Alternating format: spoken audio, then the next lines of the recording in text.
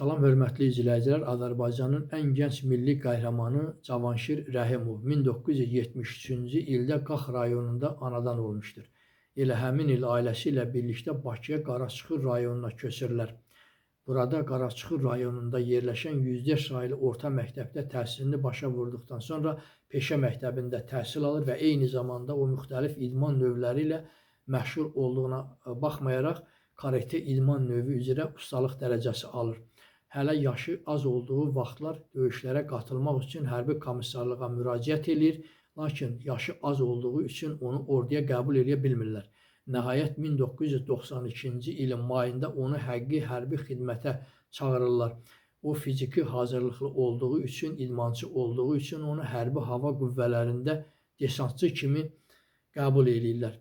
Bort atıcı kimi bir neçə təlimlərdə iştirak edir və sınaq uçuşlarından da üzü ağ çıxır.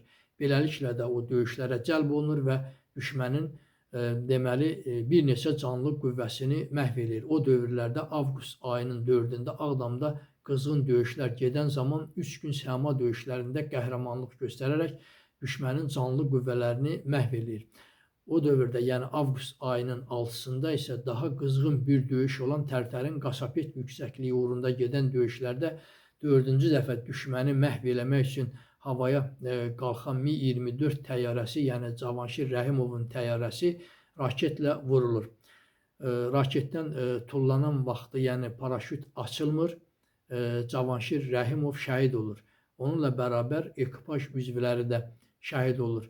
Ekipaj üzvləri tapılsa da Cavanşir Rəhimov tapılmır və beləliklə də ona Şəhidlər Xiyabanında rəmzi məzarlıq qazılır. Bir aydan sonra Cavanşir Rəhimov təyyarənin vurulduğu yerdən 2 kilometr məsafədə tapılır və Şəhidlər Xiyabanında həmin onun üçün qazılmış məzarlıqda dəfn olunur. Allah bütün cəmi şəhidlərimizə rəhmət eləsin. 1994-cü ildə isə ona Azərbaycanın milli qəhrəmanı adı verilir.